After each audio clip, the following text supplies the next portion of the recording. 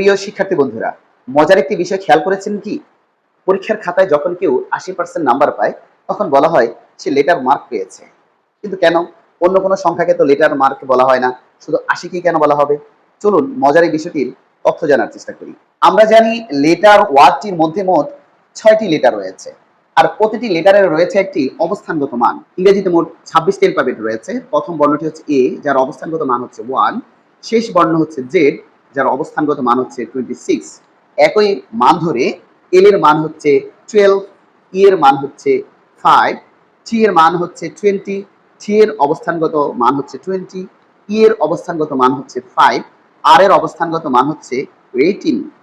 মজার ব্যাপার হচ্ছে সবগুলো মানের আমরা যোগফল বের করব, আর সবগুলো অবস্থানগত মানের যোগফল হচ্ছে 80।